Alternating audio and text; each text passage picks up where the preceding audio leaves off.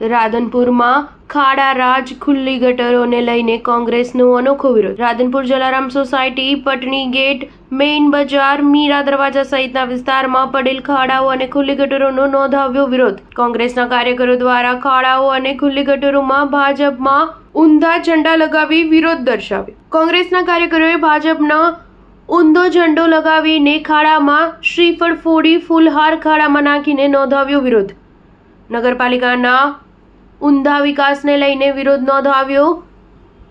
પાલિકા આયોજન કર્યા વિના પ્રથમ માર્ગો બનાવે છે, ત્યારબાદ તોડીને ગટરો નાખે છે કોંગ્રેસ। નળ સે જલ યોજનામાં મોટા પાયે ભ્રષ્ટાચાર થયો હોવાની કોંગ્રેસનો આક્ષેપ।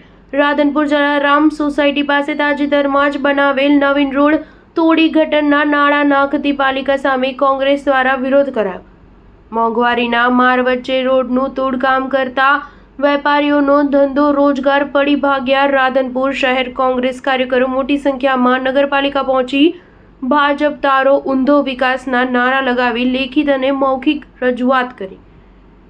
પાલિકા પહેલા રોડ બનાવીને પછી ગટર માટે રોડ ખોદી દેતા તંત્ર સામે વિરોધ।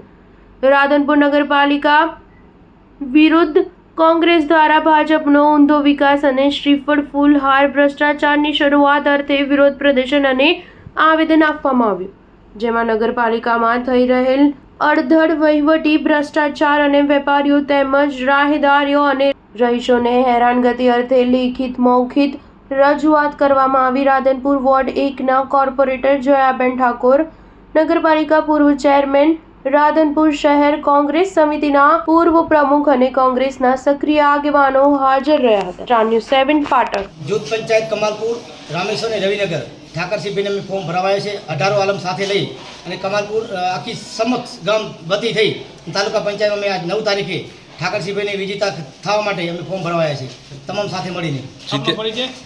આપણા પરિચય ભીખાભાઈ ભરવાડ કમાલપુર।